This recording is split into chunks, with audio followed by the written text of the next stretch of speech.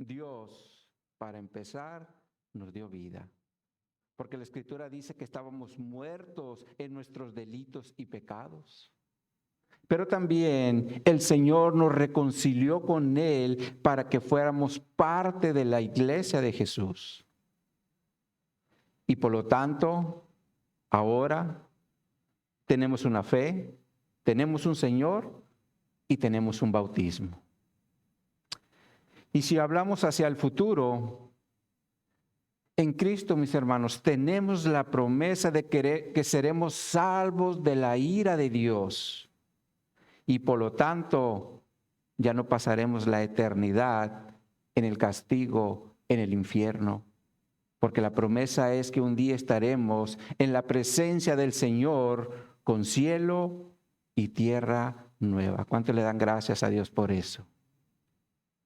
Sin embargo, mis hermanos, el Señor también nos enseña en esta epístola que mientras estemos en esta tierra y seamos cristianos sobre todo, seremos atacados por Satanás y sus demonios. Porque en el momento que aceptamos a Jesús como nuestro Señor y Salvador, a partir de ese momento nos convertimos en enemigos de Satanás y sus demonios, los cuales son sus ejércitos del mal. Por ese motivo, Pablo en la última parte del capítulo 6 nos habla del tema de la guerra espiritual por medio de la armadura de Dios, con la finalidad de que estemos preparados y listos para enfrentar a Satanás y sus huestes de maldad. Y como lo vimos, la Escritura, o más bien la armadura de Dios, está compuesta por 6 elementos espirituales. Estos son el casco para proteger nuestra mente de cualquier error doctrinal o cualquier pensamiento que vaya en contra de la salvación que ya tenemos en Cristo. Por eso es el casco de la salvación. La coraza para que vivamos en justicia y santidad. El cinturón para que andemos en la verdad de la palabra de Dios y no seamos engañados.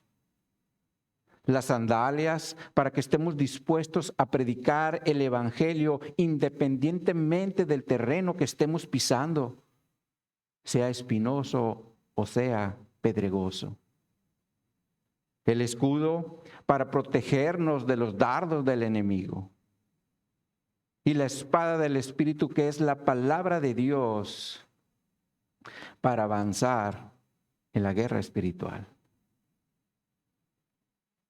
Por lo cual, mis hermanos, si aprendemos a vivir nuestro cristianismo vestidos con la armadura de Dios, les aseguro que las aflicciones que estamos experimentando día a día cada vez van a ser menos dolorosas. Porque la protección que tenemos a través de la armadura de Dios nos va a ayudar a poner menos atención en las cosas terrenales y más en las celestiales. Porque es ahí donde a final de cuentas va a ser nuestro destino eterno. Sin embargo, mis hermanos, Pablo va a terminar esta epístola hablándonos de otro elemento espiritual que también necesitamos considerar. Y esto Pablo lo menciona antes de sus saludos finales. Y este elemento espiritual es la oración. Por lo cual, el día de hoy daremos conclusión a la epístola de Pablo a los Efesios con el tema de la oración. Así que les invito primeramente a que abran sus Biblias en Efesios capítulo 6 para que leamos nuestro texto base, los versos 18 al 24. Efesios 6, versos 18 al 24.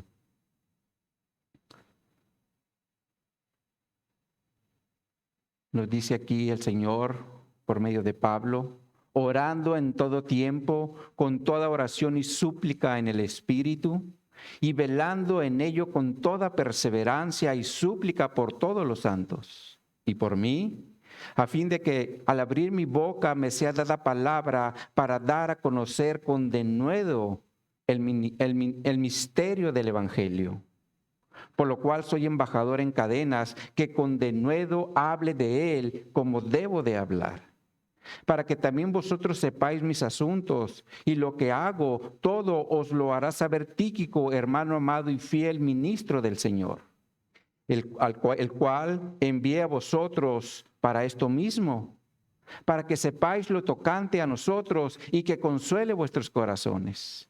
Paz sea a los hermanos y amor con fe de Dios el Padre y del Señor Jesucristo. La gracia sea con todos los que aman a nuestro Señor Jesucristo con amor inalterable. Amén. El título que le hemos dado a esta enseñanza es Orando y velando con toda perseverancia. Orando y velando con toda perseverancia. Ahora, la palabra de Dios nos enseña que una vez que Caín mató a su hermano Abel, Adán volvió a conocer a su mujer y le dio otro varón al cual llamó Set, como lo dice la Escritura en Génesis capítulo 4, versos 25 y 26, que les vamos a poner en la pantalla. Dice aquí la Escritura: y conoció de nuevo Adán a su mujer, la cual dio a luz un hijo y llamó su nombre Set, porque Dios, dijo ella, es decir, Eva, me ha sustituido otro hijo en lugar de Abel, a quien mató Caín. Y a Set también le nació un hijo y llamó su nombre Enos. Entonces los hombres comenzaron a invocar el nombre de Jehová. Aquí la palabra invocar tiene la idea de hacer un llamado para comunicarse con Dios. Es como hoy lo hacemos por medio de la oración. Y ese es el sentido bíblico de la palabra invocar en Génesis 4:26. Sin embargo, por otro lado, la historia también nos enseña que el hombre desde tiempos muy antiguos ha tenido deidades a las cuales llama o invoca. Por ejemplo, están los egipcios, los persas, los babilonios, los griegos, los romanos y hoy en día también los mexicanos. Porque la realidad que hay casas en nuestro país donde veneran ídolos a los cuales prenden velas y también les presentan sus oraciones. Ahora yo creo que todos de alguna forma tenemos un familiar que adora ídolos con velas y también le presenta oraciones, las cuales definitivamente son prácticas paganas heredadas de sus antecesores. Y la realidad es que las traen bien arraigadas en su corazón porque fueron los modelos que les enseñaron sus padres. Ahora, algo muy similar les pasó a los israelitas cuando estuvieron en esclavitud ahí en Egipto. De hecho, la Escritura nos enseña que estuvieron cerca de 430 años como esclavos en Egipto, donde seguramente aprendieron a adorar los ídolos de Egipto. Por ese motivo, cuando Dios los sacó de la esclavitud, les enseñó que solo había un Dios. Y esto lo dice la Escritura en Deuteronomio 6, versos 4 al 9, donde nos dice: Oye Israel, Jehová nuestro Dios, Jehová uno es. Y amarás a Jehová tu Dios con todo tu corazón y con toda tu alma y con todas tus fuerzas. Y estas palabras que yo te mando hoy estarán sobre tu corazón y las repetirás a tus hijos y hablarás de ellas estando en tu casa, andando por el camino y al acostarte y cuando te levantes. Las atarás como una señal en tu mano y estarán como frontales entre tus ojos y las escribirás en los postes de tu casa y en tus puertas. Esto nos enseña que Dios les aclaró a los israelitas que solamente había un Dios al cual deberían amar con todo su ser. con todo su corazón, con toda su alma y con todas sus fuerzas. Pero también les da instrucciones de enseñar a sus hijos, y esto es algo bien importante de entender, porque los hijos aprenden de los padres. Ahora, también les dijo en Éxodo 20, versos 2 al 5, yo soy Jehová tu Dios, que te saqué de la tierra de Egipto, de casa de servidumbre. No tendrás dioses ajenos delante de mí. No te harás imagen, ni ninguna semejanza de lo que está arriba en el cielo, ni abajo en la tierra, ni en las aguas debajo de la tierra. Ni te inclinarás a ellas, ni las honrarás, porque yo soy Jehová tu Dios, fuerte, celoso, que visito la maldad de los padres sobre los hijos hasta la tercera y cuarta generación de los que me aborrecen. El Señor está instruyendo aquí al pueblo de Israel a no tener dioses ajenos delante de Él, a no hacer imágenes de lo que está arriba en el cielo, lo que está en la tierra o lo que está debajo de las aguas. También para que no se inclinen delante de ellas y tampoco para que las honren. Porque dice que Él es un Dios celoso y por lo tanto dice que va a visitar la maldad de sus padres hasta la cuarta generación. Ahora, otra versión dice, extiendo los pecados de los padres hasta la tercera y cuarta generación de los que me aborrecen. Por lo cual, mis hermanos, Dios está advirtiendo a los israelitas. Y hoy nos advierte a nosotros a no adorar imágenes creadas, porque si lo hacemos, esto va a afectar en primer lugar a los padres por idólatras. Esta viene siendo la primera generación. Después a los hijos, los cuales son la segunda generación.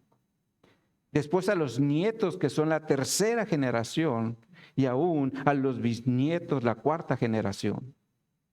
¿Se dan cuenta, mis hermanos? Todo lo que afecta a la idolatría en la familia. Por eso hay familias actualmente con muchos problemas. Por ejemplo, problemas de drogadicción, problemas de alcoholismo, problemas de homosexualismo, hasta problemas de prostitución, por solo mencionar algunas. Así que debemos tener cuidado, mis hermanos, con la idolatría. Pero recordemos que la idolatría no solo se refiere a tener ahí una imagen y prenderle velas, porque muchas veces en nuestro corazón podemos tener un ídolo como un pastor, como la esposa, como los hijos, como el trabajo. Hay tantas cosas que se pueden convertir en un ídolo. Y recordemos que un ídolo va a ser aquel que pongamos en el trono y hagamos Dios a un lado. Aquello al que le damos prioridad, ese va a ser nuestro Dios a final de cuentas. Por eso debemos tener mucho cuidado con la idolatría. Pero el punto aquí es que Dios les prohibió a los israelitas no adorar otros dioses, porque solo Jehová, su Dios, es Dios. Y por lo tanto, el pueblo de Israel, basado en la instrucción de Deuteronomio capítulo 6, verso 7, donde nos dice, y la repetirás a tus hijos y hablarás de ellas estando en tu casa y andando por el camino y al acostarte y cuando te levantes. Los israelitas empezaron a presentar oraciones a Dios 2 veces al día. Una es al levantarse y otra es al acostarse. Sin embargo, la Escritura también nos enseña que hubo hombres que oraban 3 veces al día, como Daniel. Si nosotros analizamos el libro de Daniel, vamos a leer allí que en el tiempo de Daniel se levantó un edicto real para que en 30 días no se hiciera ninguna petición, ya sea a un dios o a un hombre, porque solamente se la deberían de hacer al rey Darío de Persia. Sin embargo, Daniel a este edicto no le tomó importancia, le hizo caso omiso. porque Daniel continuó orando al único Dios que sabía que es al que le debería presentar sus oraciones. Y de hecho la Escritura no nos dice que lo hacía solo una vez, lo hacía hasta 3 veces al día, como lo menciona en el capítulo 6, verso 10, donde nos dice: cuando Daniel supo que el edicto había sido firmado, entró en su casa y, abiertas las ventanas de su cámara que daban hacia Jerusalén, se arrodillaba 3 veces al día y oraba y daba gracias delante de su Dios, como lo solía hacer antes. Por lo cual, mis hermanos, Daniel era un hombre que oraba 3 veces al día, como seguramente otros lo hacían. De hecho, el salmista nos dice en el Salmo 55, 17, que les ponemos en la pantalla. Dice aquí el salmista: oraré y clamaré y él oirá mi voz. Esto también nos habla de orar 3 veces al día, es decir, por la tarde, porque recordemos que para los israelitas el día empezaba en la tarde, ¿verdad? Por la mañana cuando salía el sol y a mediodía cuando el sol estaba en su máximo esplendor. Por lo cual, estos eran los 3 tiempos en los cuales los israelitas o muchos israelitas presentaban sus oraciones a Dios. Ahora, investigando un poco en relación a las oraciones dentro del pueblo de Israel, encontré que había 2 oraciones, las cuales fueron estandarizadas con la finalidad de que el pueblo siguiera un modelo.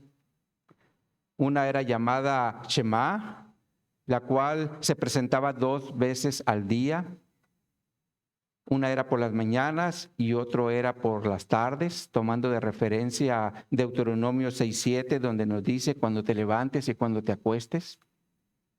Y la otra se llamaba Amida, la cual era una colección de 18 oraciones donde se incluían peticiones y bendiciones durante los servicios en la sinagoga, porque las sinagogas eran un sustituto del templo para aquellos judíos que vivían muy lejos de Jerusalén.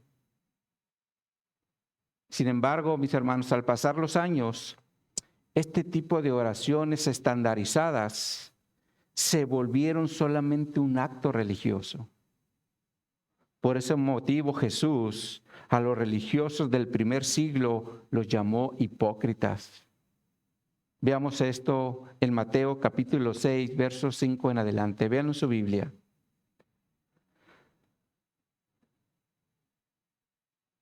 Aquí Jesús nos va a hablar de cómo es que debemos orar.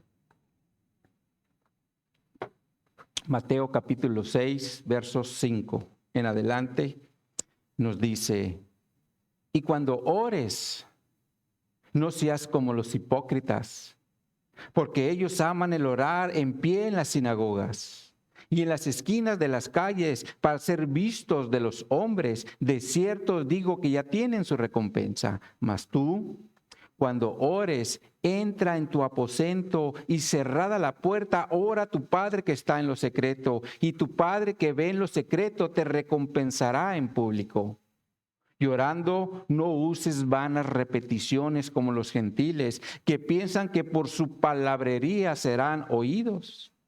No hagas pues semejantes, no os hagáis pues semejantes a ellos, porque vuestro Padre sabe de qué tenéis necesidad antes que vosotros le pidáis.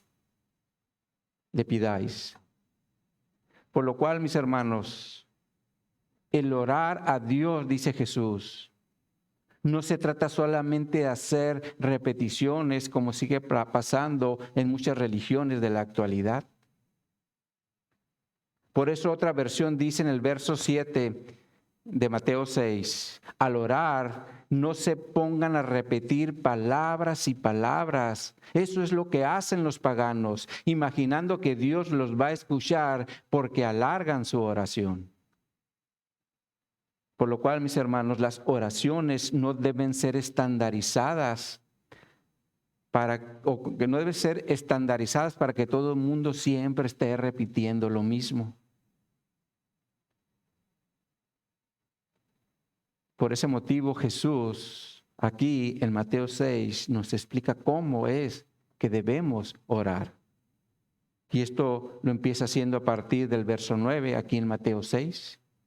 Nos dice Mateo 6, 9, vosotros pues oraréis así: Padre nuestro que estás en los cielos, santificado sea tu nombre. Aquí lo primero que nos enseña Jesús es que debemos saber a quién estamos dirigiendo nuestra oración. Y en este caso es al Padre. En segundo lugar, nos dice dónde se encuentra el Padre. Y nos dice que está en los cielos, lo cual indica que nuestro Padre no es terrenal, sino celestial. Y en tercer lugar, Jesús nos dice que su nombre sea santificado porque Él vive en santidad.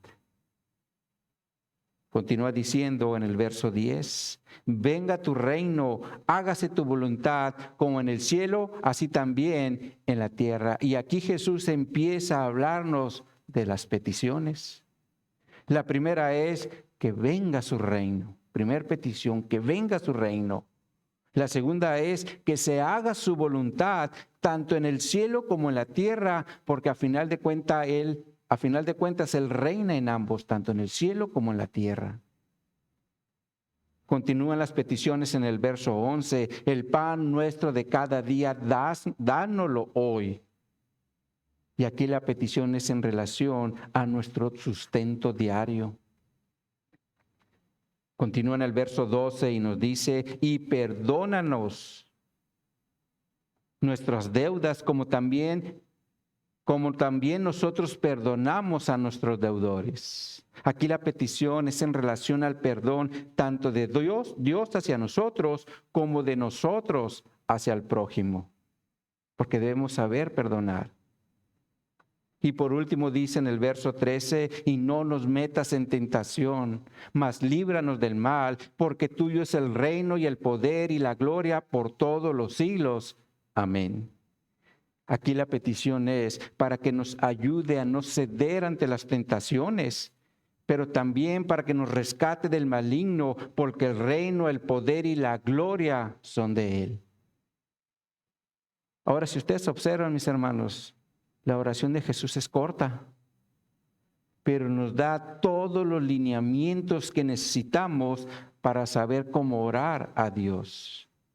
Es decir, quién es Él, dónde está, y luego le empezamos a presentar nuestras peticiones, las cuales definitivamente no pueden ser estandarizadas, porque todos tenemos diferentes tipos de peticiones o necesidades. Por ejemplo, hay quienes tienen la necesidad de hacer una petición en relación a una enfermedad, piden sanidad. Hay quienes a lo mejor tienen problemas con el cónyuge, o tienen problemas con los hijos, o problemas en el trabajo, o a lo mejor problemas con la familia. Todos tenemos diferentes situaciones por las cuales vamos a orar al Señor. Por ese motivo nuestras oraciones no deben de ser estandarizadas, porque una oración estandarizada siempre va a decir lo mismo. Y de hecho hay quienes toman el Padre Nuestro literal y lo repiten al pie de la letra.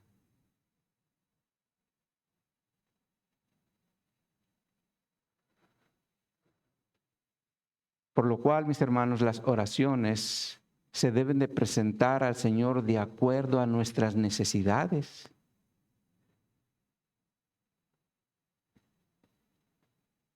Y sobre todo Jesús aquí nos dio lineamientos de cómo debemos orar. No nos dice que lo hagamos exactamente así, sino que nos da lineamientos. Es al Padre, que venga a su reino. Pídele tu necesidad, tu sustento diario. Si tienes un problema, preséntaselo.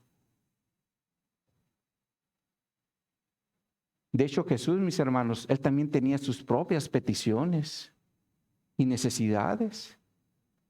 Por ejemplo, cuando Él iba a iniciar su ministerio terrenal como Mesías, lo primero que hizo fue orar, como dice Lucas capítulo 3, versos 21 y 22, se los vamos a poner en la pantalla. Dice aquí el médico Lucas. Lucas 3:21. Aconteció que cuando todo el pueblo se bautizaba, también Jesús fue bautizado, y orando, el cielo se abrió. Y descendió el Espíritu Santo sobre él en forma corporal como paloma, y vino una voz del cielo que decía: Tú eres mi Hijo amado, en ti tengo complacencia. Aquí vemos que Jesús, en cuanto fue bautizado, lo primero que hizo fue orar a Dios. Y como resultado, se abrió el cielo, desciende el Espíritu Santo y el Padre lo confirma audiblemente desde el cielo, diciendo que era su Hijo amado. Ahora, Jesús, antes de salir a predicar, también oraba, como lo menciona Marcos en el capítulo 1, versos 35 en adelante. Véanlo en su Biblia. Marcos 1, 35.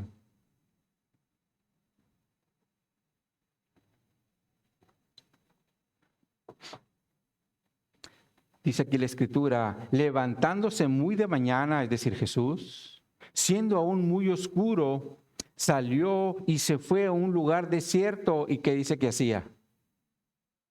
Dice, y allí oraba.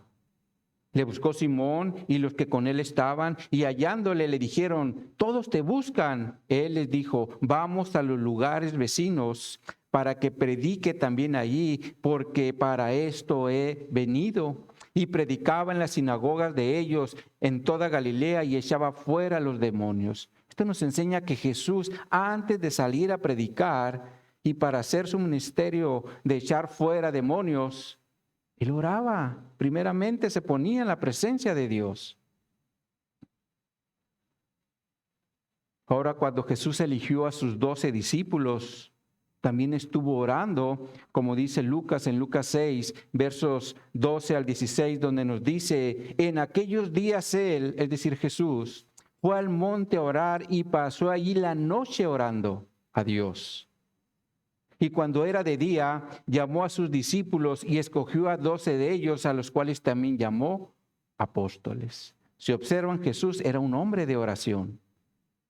Y seguramente, mis hermanos, lo hizo con el propósito de dejarnos ejemplo para que nosotros, antes de hacer algo, vayamos primeramente al Padre para exponerle la situación que se nos esté presentando en ese momento. Sin embargo, la pregunta aquí es: ¿lo hacemos? Es decir, ¿ponemos nuestras necesidades primeramente ante el Padre o lo hacemos al ahí se va? La oración, mis hermanos, es un elemento espiritual indispensable en nuestra vida como cristianos. Por ese motivo, los apóstoles siempre tuvieron por prioridad la oración. Y esto lo vemos cuando se presentó el problema con las viudas, allí en Hechos, capítulo 6. Y ellos le pidieron a la iglesia que buscaran de entre ellos a 7 varones de buen testimonio, llenos del Espíritu Santo y con sabiduría, para que atendieran esta necesidad que se estaba presentando en ese momento. Y de esa forma ellos se dedicarían a la oración y al ministerio de la palabra, como dice Hechos, capítulo 6, versos 3 al 4, se los vamos a poner en la pantalla. Dice aquí: buscad pues, hermanos, de entre vosotros a 7 varones de buen testimonio, llenos del Espíritu Santo y de sabiduría, a quienes encarguemos de este trabajo, y nosotros persistiremos en la oración y en el ministerio de la palabra. Ahora, si observan, la oración está por delante, porque para que podamos predicar la palabra o para que prediquemos la palabra, necesitamos primeramente orar para que el Espíritu Santo guíe nuestros pensamientos, para que sean acorde a lo que el Señor nos dejó en su palabra. Ahora, por otro lado, la Escritura también nos enseña que la iglesia, sobre todo en el primer siglo, que son los hechos que tenemos registrados en la Escritura, era una iglesia que también oraba cuando se presentaba una situación. Por ejemplo, cuando Pedro fue encarcelado, Veamos esto en Hechos 12, en el verso 1 en adelante. Véanlo en su Biblia. Hechos 12. Verso 1 nos dice, en aquel mismo tiempo el rey Herodes echó mano a algunos de la iglesia para maltratarles y mató a espada a Jacobo, hermano de Juan, y viendo que esto había agradado a los judíos, procedió a prender también a Pedro. Era entonces los días de los panes sin levadura. Y habiéndole tomado preso, le puso en la cárcel, entregándole a 4 grupos de 4 soldados cada uno para que le custodiasen. Y se proponía sacarle al pueblo después de la Pascua. Así que Pedro estaba custodiado en la cárcel, pero la iglesia hacía sin cesar, ¿qué hacía? Oración a Dios por él. Entonces es claro que la iglesia del primer siglo presentaba sus necesidades en oración y no lo hacía por medio de oraciones preestablecidas o estandarizadas. Entonces, teniendo esto en mente, mis hermanos, es decir, que las oraciones las debemos presentar al Padre de acuerdo a nuestras necesidades, analicemos el texto base, donde Pablo en el contexto nos ha presentado el tema de la guerra espiritual, como ya lo mencioné, y donde seguramente, mis hermanos, en esta guerra espiritual vamos a estar enfrentando un sinfín de necesidades. Por eso es que los hombres y las mujeres debemos ser hombres de oración, para que podamos salir vencedores en dependencia de nuestro Padre Celestial. Y esto es importante tenerlo presente.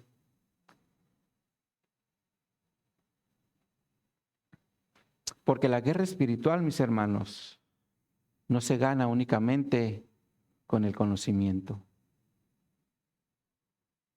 Porque una persona a lo mejor puede tener mucho conocimiento de lo que es la armadura de Dios, pero si no está en dependencia total de Dios, su conocimiento solamente va a ser intelectual y no espiritual.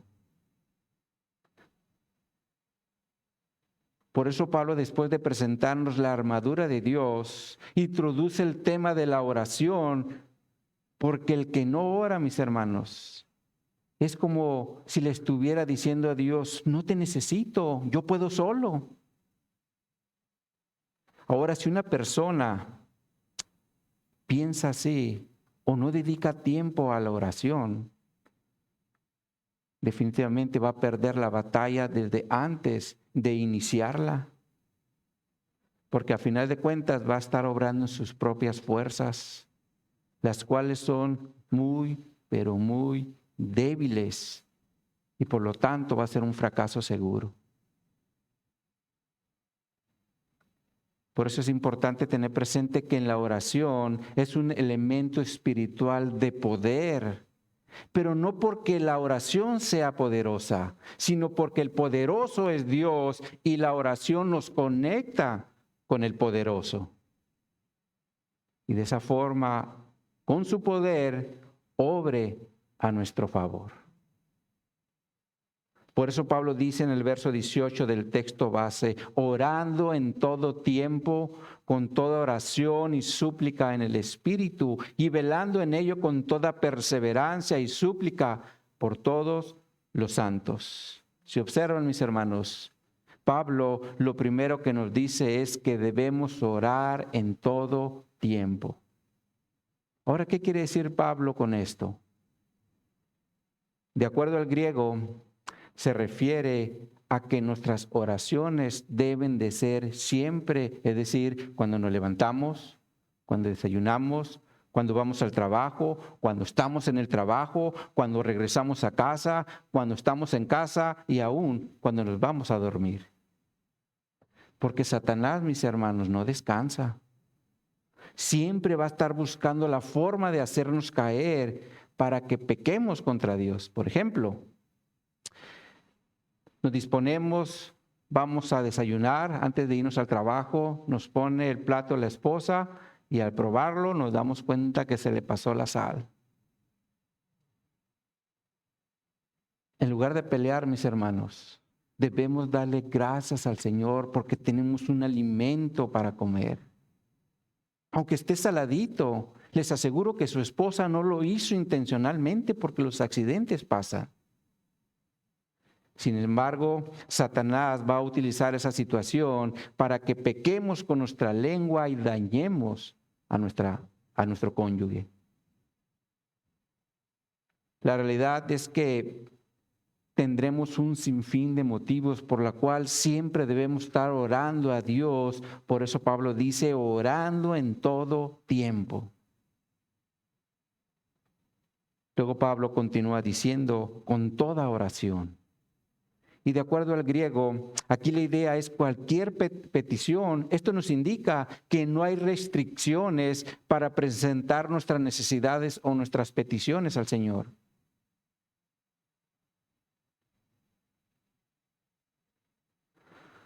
Sin embargo, aquí es importante tener cuidado, porque nuestra mente nos va a querer engañar para que pidamos mal. Como Santiago lo menciona en Santiago 4:3, donde nos dice, pedís y no recibís, porque pedís mal para gastar en vuestros deleites. Y los deleites, mis hermanos, se refiere a todas aquellas cosas que nos dan placer, pero lo estamos pidiendo con malas intenciones. Por ejemplo, Señor, dame una casa más grande para que mi vecina vea que yo estoy mejor que ella. O Señor, dame el puesto de gerente para que todos vean que yo soy el jefe. O Señor, ya me están saliendo arrugas, dame un bono extra para que me las pueda ir a quitar con el cirujano.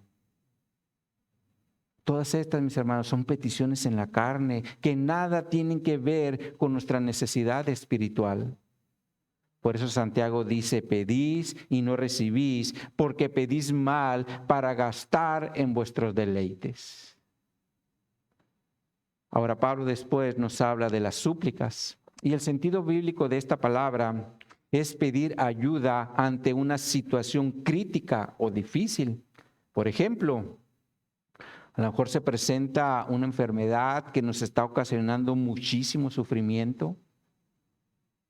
O un esposo que no quiere dejar los malos hábitos. O un hijo que no entiende que su vida corre peligro por lo que está haciendo. Esto va a hacer, mis hermanos, que estemos suplicando al Señor por su ayuda. Sin embargo, Pablo dice que debe ser en el Espíritu, lo cual indica que debe ser bajo la dirección del Espíritu Santo, porque puede ser que nuestra angustia es tan grande que no sabemos cómo orar. Y en este sentido Pablo nos dice, o les escribe a los romanos, en Romanos 8:26, y de igual manera el Espíritu nos ayuda en nuestra debilidad, pues qué hemos de pedir como conviene no lo sabemos, pero el Espíritu mismo intercede por nosotros con gemidos indecibles. Definitivamente, mis hermanos, el Espíritu Santo es nuestro ayudador en la debilidad. Por eso debemos orar bajo la dirección del Espíritu Santo en todas nuestras súplicas. Ahora, en la última parte del verso 18, Pablo nos dice, y velando en ello con toda perseverancia y súplica por los santos. Aquí hay otros dos elementos importantes que deben acompañar a nuestras oraciones. Esto es velando y perseverancia. Ahora la palabra velando tiene el sentido bíblico de estar alerta, como cuando estamos esperando una visita importante. Por ejemplo, puede ser un ser querido que tenemos mucho tiempo que no lo hemos visto, o un hermano de otra iglesia local que lo estamos esperando porque queremos confraternizar con él, o a lo mejor es nuestro jefe que nos dijo que quería convivir con nosotros. Y mientras llega nuestra visita, vamos a estar atentos para que en cuanto llegue sea bien recibido. Esta es la idea de la palabra velando, porque se refiere a estar atentos o despiertos en relación a algún evento. De hecho, Jesús también menciona esta palabra cuando habló de su regreso en Marcos capítulo 13, versos 32 en adelante. Veamos esto, vayan a su Biblia. Marcos 13, 32.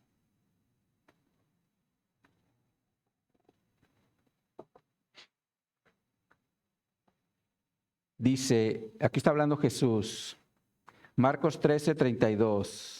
Pero de aquel día y de la hora nadie sabe, ni aun los ángeles que están en el cielo, ni el Hijo, sino el Padre. Es claro que Jesús aquí está hablando de su regreso y dice que nadie sabe el día y la hora, solo el Padre. Y como nadie sabe cuándo va a ser su regreso, dice en el verso 33, mirad, velad y orad, porque no sabéis cuándo será el tiempo.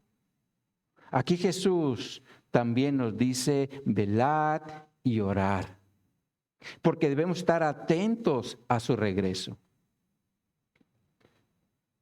Y para amarrar este punto, el Señor nos presenta una parábola en los versos 34 al 37, donde nos dice, es como el hombre que yéndose lejos dejó su casa y dio autoridad a sus siervos y a cada uno su obra, y al portero mandó que velase. Velad pues no sabéis cuándo vendrá el Señor de la casa, si al anochecer o a la medianoche o al canto del gallo o a la mañana, para que cuando venga de repente no os halle durmiendo. Y lo que a vosotros digo, a todos lo digo, velad. Es claro que Jesús está utilizando esta palabra en el contexto de su regreso para que todos estemos atentos y no nos halle durmiendo a su regreso. Ahora, un ejemplo de esto sería en la actualidad. Imaginemos que es miércoles de oración y en lugar de venir a la iglesia para que juntos alabemos a Dios y oremos por nuestras necesidades, preferimos quedarnos en casa para ver una serie o a lo mejor irnos al cine o visitar a un amigo como si no tuviéramos otro día de la semana para hacerlo. Esto, mis hermanos, es estar durmiendo espiritualmente, porque se imaginan, si Jesús viniera un miércoles en la tarde a la hora de la oración, qué vergüenza sería que en lugar de encontrarnos reunidos como iglesia, alabando y orando, nos haya haciendo cosas para los deleites de nuestra carne. Ahora sabemos, claro, que en ocasiones se van a presentar situaciones extraordinarias por las cuales no podemos asistir a los servicios de la iglesia, pero si esto ya es algo rutinario, significa que nos gusta dormir en lugar de estar velando, atentos, esperando el regreso del Señor. Ahora, por otro lado, el Señor también nos dice por medio de Pedro que velemos. En 1 Pedro 5:8 nos dice, sed sobrios y velad, porque vuestro adversario el diablo, como león rugiente, anda alrededor buscando a quien devorar. Definitivamente, mis hermanos, esta es una advertencia del Señor para que no durmamos, para que estemos velando, porque dice que Satanás es como un león rugiente que nos quiere devorar. Y la mejor forma de hacerlo, mis hermanos, es apartándonos de la iglesia o tratando de llenar nuestra mente con falsas enseñanzas. Por eso Jesús también nos advirtió en Mateo 7:15 en relación a los falsos. Aquí nos dice, guardaos de los falsos profetas que vienen a vosotros como vestidos de oveja, pero por dentro son lobos rapaces.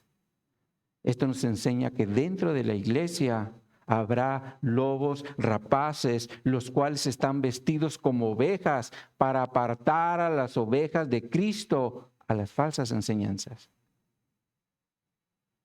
Por eso, mis hermanos, debemos velar y estar atentos para no ser engañados, como desafortunadamente ya ha pasado con muchos. Ahora, otra forma que también Satanás utiliza para devorar a la iglesia es haciéndole pensar que con el solo hecho de asistir a las reuniones de la iglesia, eso es más que suficiente para estar bien con Dios. Como si se tratara solamente de un acto religioso. En este sentido, la Escritura nos enseña que fuimos puestos dentro de un cuerpo para que operemos dentro de ese cuerpo. Porque si un miembro deja de funcionar, la realidad es que va a afectar a todo el cuerpo. Por ese motivo, todos los miembros deben de estar funcionando para que juntos avancemos en la guerra espiritual. Esto es como si estuviéramos en un buque de guerra, donde a cada uno se le ha asignado una área para que en cuanto se presente el enemigo, todos juntos, desde nuestro puesto, lo ataquemos.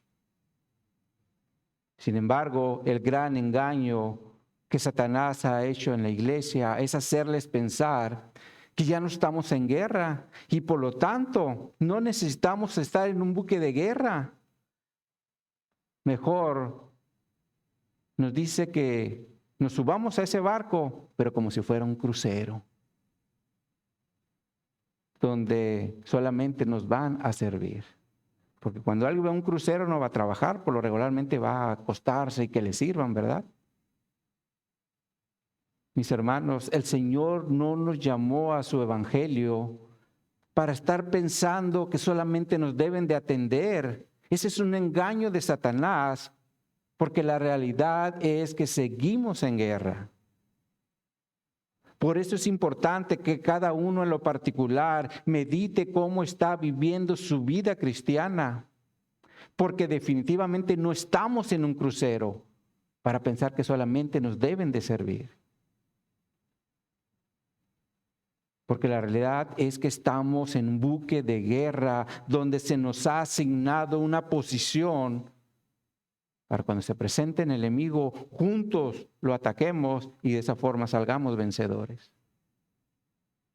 Así que mis hermanos, no permitamos que Satanás nos engañe para dejar de velar en la guerra espiritual que nos encontramos. Ahora, el otro elemento que debemos considerar en la guerra espiritual y sobre todo en la oración es la perseverancia, la cual se refiere a la constancia que debe haber en cada uno de nosotros. Porque la carrera de la fe, mis hermanos, es como un maratón. Porque aquí no se trata de ser veloces, sino de constantes, es decir, paso a paso, sin voltear atrás, como Pablo le dice a los filipenses, en Filipenses 3, versos 12 al 14, que les ponemos en la pantalla. Dice Pablo, no que lo haya alcanzado ya, no que lo haya alcanzado ya, ni que yo sea perfecto, sino que prosigo para ver si logro hacer aquello por lo cual fui también nacido por Cristo Jesús. Hermanos, yo mismo no pretendo haberlo ya alcanzado, pero una cosa hago, olvidando ciertamente lo que queda atrás y extendiéndome adelante, prosigo a la meta, al premio del supremo llamamiento de Dios en Cristo Jesús. Pablo, mis hermanos, sabía que la carrera aún no había terminado y por lo tanto necesitaba perseverar, sobre todo para dejarnos ejemplo. Por eso más adelante nos hace la invitación en Filipenses 3:17, donde nos dice, hermanos, sed imitadores de mí y mirad a los que así se conducen según el ejemplo que tenéis en vosotros. Entonces la perseverancia es un elemento importante en nuestra vida espiritual para que sigamos adelante. Sin embargo, no debemos voltear atrás, porque si volteamos atrás, nos puede pasar lo que le pasó a la esposa de Lot. ¿Se recuerdan? Se congeló una estatua de sal y de esa forma ya no pudo hacer nada. Y eso es lo que quiere Satanás, que nos quedemos inmovilizados. Que en lugar de ir para enfrente, estemos en el pasado que no nos va a dejar hacer nada, porque el pasado nos va a esclavizar. Debemos dejar el pasado atrás y ir hacia enfrente, perseverando. Ahora Pablo en la última parte del verso 18 vuelve a repetir la palabra súplica cuando dice, y súplica por todos los santos. Ahora, ya vimos que la palabra súplica se refiere a una oración de ayuda ante una situación difícil, y bajo este mismo contexto, Pablo ahora lo presenta en relación a los santos, es decir, a nuestros hermanos en Cristo. Porque todos como cristianos en el diario vivir experimentamos situaciones difíciles por las cuales necesitamos estar orando en todo tiempo, para que el Señor nos brinde su ayuda y protección. Y bajo este mismo contexto, Pablo también le pide a los hermanos de Éfeso que oraran por él, porque Pablo también estaba experimentando momentos difíciles, derivado a que él estaba preso, como lo menciona en el verso 20, cuando dice, por lo cual soy embajador en cadenas. Él estaba preso. Sin embargo, Pablo, preso, pedía que oraran por él. Y si observan, él no dice, oren por mí para que me saquen, quiero libertad. No, Pablo estaba pidiendo para que él siguiera predicando el evangelio con denuedo, como dice el verso 19. Dice Efesios 6:19, y por mí, a fin de que al abrir mi boca me sea dada palabra para dar a conocer con denuedo el misterio del evangelio. Esto nos enseña que Pablo era un hombre comprometido con su llamado. Y todos sabemos que su llamado era predicar el evangelio a los gentiles. Pero como se encontraba en cadenas, es decir, preso, pedía que oraran por él para que abriendo su boca predicara el evangelio con denuedo, es decir, de una forma clara y con valor para hablar lo que debía de hablar. Esto independientemente de la situación en la que él se encontraba, es decir, preso. Y esto, mis hermanos, es querer hacer la voluntad de Dios independientemente de las situaciones difíciles que se nos estén presentando. Sin embargo, la iglesia de nuestros días, la realidad es que se limita por cualquier problemita y deja de ser fiel al llamado de Jesús. Por eso la iglesia de nuestros días no sabe qué hacer, es más, anda de aquí para allá, cuando debemos hacer lo que tenemos que hacer. Por ejemplo, si Dios nos hizo el llamado a la alabanza, ¿por qué estamos sentados? Si Dios nos hizo el llamado a ser maestros, ¿por qué no estamos enseñando? Si Dios nos hizo el llamado al evangelismo, ¿por qué no estamos evangelizando? Si Dios nos hizo el llamado al servicio, ¿por qué no estamos sirviendo? Y si Dios nos hizo el llamado a la predicación, ¿por qué no estamos predicando? Mis hermanos, Dios a todos nos hizo un llamado y debemos honrar ese llamado. Ahora, estoy plenamente seguro, mis hermanos, de que si todos hacemos lo que tenemos que hacer, el Espíritu Santo se va a mover de una forma increíble en la iglesia. Y por lo tanto, vamos a ver enfermos sanando, hombres y mujeres cayendo en convicción de pecado, niños glorificando a Dios en las reuniones, y la iglesia seguirá creciendo para la gloria de Dios. Pero como no hay compromiso con el llamado, hoy la iglesia está llena de enfermos, hombres y mujeres sin convicción de pecado, y niños queriendo solamente jugar, y la iglesia en lugar de crecer, cada vez es menos, es más pequeña. Mis hermanos, yo les invito a que hagamos lo que tenemos que hacer para que honremos el llamado que el Señor nos hizo. Ahora, si estamos pasando por una situación difícil, hay que pedir que oren por nosotros, que no nos dé vergüenza. A Pablo no le dio vergüenza, por eso dice, oren por mí. Porque Pablo sabía que la oración es un elemento importante en nuestra vida cristiana, porque vamos a acudir al poderoso al que nos pueda ayudar a seguir adelante.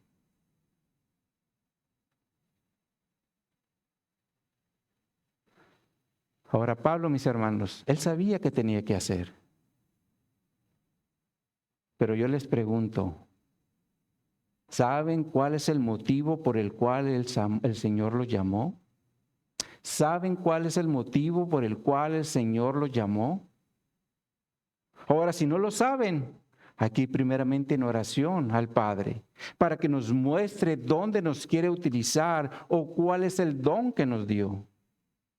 Y en segundo lugar, cuando nos muestre dónde nos quiere utilizar o cuál es el don que nos dio, debemos ponerlo por obra en la iglesia local donde nos haya puesto.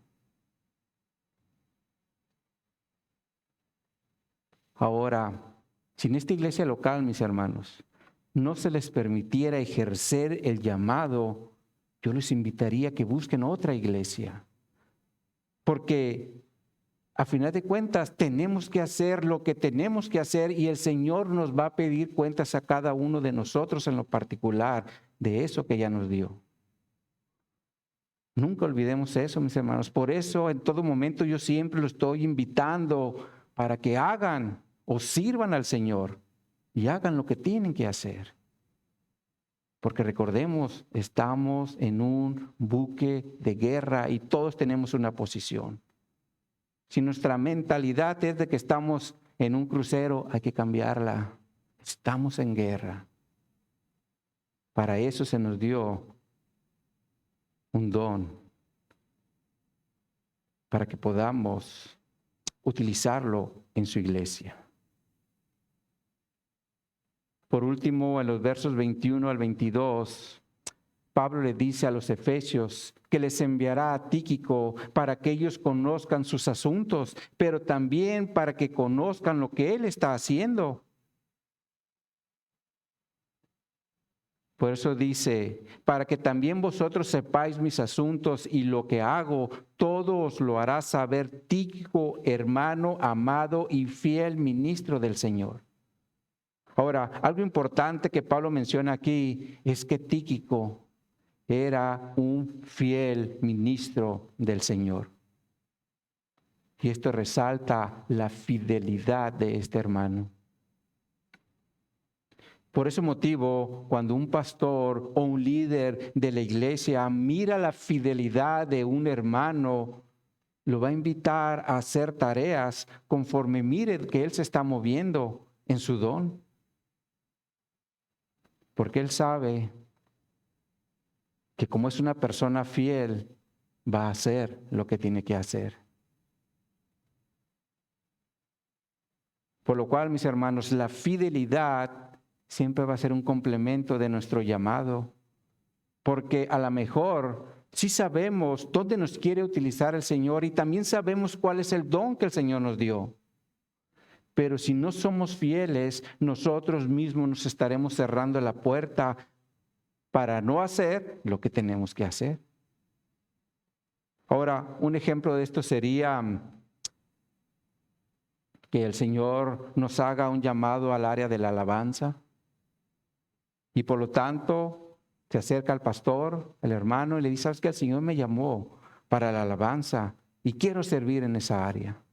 El pastor le dice, adelante, haz lo que tienes que hacer. Pero el hermano no ensaya, llega tarde a los servicios y de repente ni siquiera asiste. Esto, mis hermanos, no es ser fiel al llamado. Por eso la fidelidad debe operar en unidad con el llamado para que se cumplan ambos, más bien para que se fusionen ambos y se cumpla el propósito por el cual el Señor nos hizo el llamado. Como seguramente pasó con Tíquico, el cual es llamado fiel ministro en el Señor.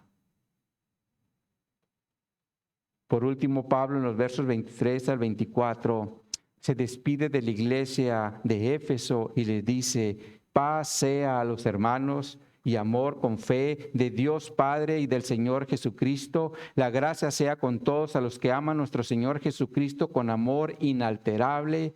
Amén. Aquí Pablo les desea paz en amor con fe, primeramente del Padre y luego de nuestro Señor Jesucristo, y termina diciéndoles que la gracia sea con los que aman a Jesucristo con un amor inalterable. Esto significa que es un amor genuino, un amor que no se corrompe ni padece. Y este es el amor que tú y yo tenemos única y exclusivamente por medio de la gracia de Dios.